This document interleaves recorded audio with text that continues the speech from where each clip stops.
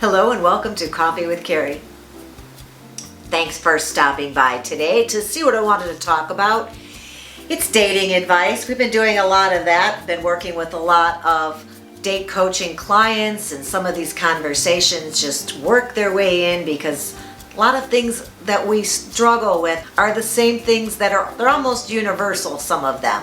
And I tell my clients that there's 3 reasons to not go on a second date with somebody after a first date. 1, too many red flags. Number 2, just straight up deal breakers that became apparent during this first date. And 3, a feeling of ugh. You're never going to come back from feeling somebody's kind of feels yucky to you. It's not going to become attraction from that point. Deal breakers may vary, but I have some that people talk about over and over. Some of these may be yours. Some of these may be something to think about. Some of these may be things that shouldn't be that important. That's what we're talking about. Stick around. That's up next. I don't think I want to phrase these as these should be your deal breakers, but these are things you should think about ahead of time as to whether there's something that you can work around, or perhaps it's something you do that's common and would be somebody else's deal breaker, so we should at least talk about it. Number 1 comes about because I ask everyone I screen in my matchmaking business, I ask them if they've done the work to figure out what role they played in the end of their marriage or their last relationship. You can gauge this from conversations that you have with this person when you talk to them, and if they bring up their ex too often. If there's issues there and it's all about her and she's crazy, guess who probably didn't do their work to figure out and put this into perspective? When you ask somebody about their relationship, which I don't recommend you do on a first date, their answer should be short, concise, and polite, and just kind of put the conversation to bed nicely in, what we have had our differences. Save the real true story of why, if you feel you need to share it, till later. So if somebody is making you believe that they are not in a good place to move on, that could possibly be a deal breaker. And if you're talking about your ex on dates, you should probably stop doing that and figure out why that's happening and how to work your way around that.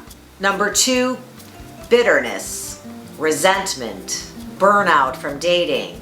If somebody is carrying around bitterness and resentment, another situation where they're probably not in the exact right headspace to be starting a new relationship. If she's talking about a bad divorce, and I do have guys who show up here. I know it's for women over 50, but there's enough guys that I feel like every once in a while I need to turn the tables so it doesn't seem like women are angels and men are the worst daters in history.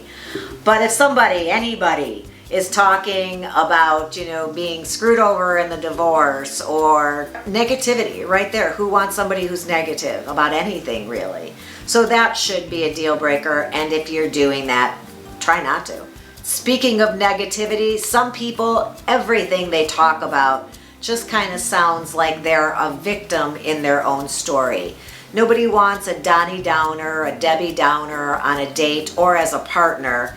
People say, I want somebody with a positive, upbeat outlook, who sees the positive situation.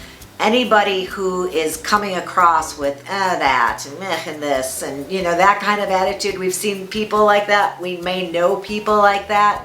But if their attitude is like downbeat and not upbeat, and they're not throwing positive vibes at you, is that really what you want to be spending your time around? Think about it. Is negativity or a downer type personality something that would be a deal breaker for you? This next one is along the same lines there, but it's more specific, and it is anti whatever sex you are. Misogynistic people who think all women are crazy, doesn't have anything nice to say about his mother, his ex-wife, talks about women as stereotypes, doesn't seem to have any female friends. And then on the flip side of that, all men are dogs. I was dating a lot for a while, but guys are just liars. They're never honest about anything. That kind of talk is definitely a deal breaker pretty much for everybody across the board. If you have any of those ideas in your head, you may want to work on those through some self-examination, some counseling, because it is a stereotype or a general type thought process that you could get stuck in, and it would keep you from meeting somebody new. I've got a couple more, two more. This one's the second to last deal breaker I wanted to talk about, and it's something I recommend you don't talk about on a first date, but wait, because there's more to that. It's politics and religion. And politics, hot topic right now, very polarizing. I don't want you talking about on a first date, but do I think you should save this conversation for day 2, 3, 4, 5? No.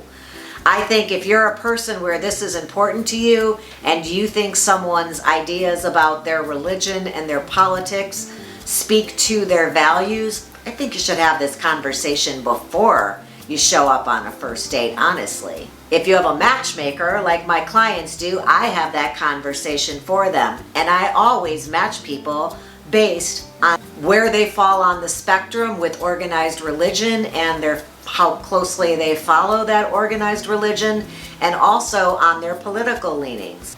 I can't put people with very, very different political beliefs out on the same dinner date. I've seen it happen, not on my dates, but another matchmaker friend. People get up and walk out when they find out if this is a surprise or a shock to them. I don't want any of that happening on dates I plan or on any date you're on. So if those things are important to you, how somebody else thinks about that, and if you think it does tell you more about them than just how they vote or how often they go to services, have those conversations early before you get in the car, before you put on lipstick. Make sure this person shares your values. And my last deal breaker is just bad manners of any kind. I don't think any of us should sit there while somebody else is taking out a bad mood or frustration or some bad experiences they've had, or even just being rude to the waitstaff and not treating people nicely. You know, we just talked about religion, and mine really boils down to the golden rule, which is how my mother raised me.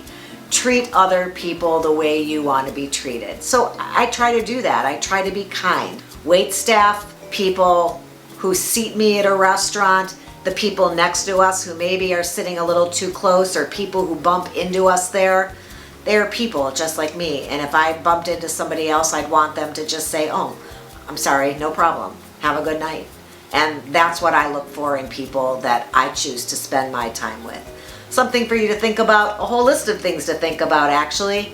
If you have deal breakers that aren't on my list, and certainly there are many more, we're all unique, different, have different priorities and different values. These are some that come up over and over again for clients of mine and things we talk about. I hope you found it interesting or helpful. If you did, please give the episode a thumbs up. If you have something to add to the conversation, I would love you to leave a comment down below. Share it with the rest of us. Give us something else to think about. Please subscribe since you're here, and hit that ring bell if you want to be notified every time I upload a new episode. Appreciate you stopping by today. I will look forward to the next time, and until then, have a good one.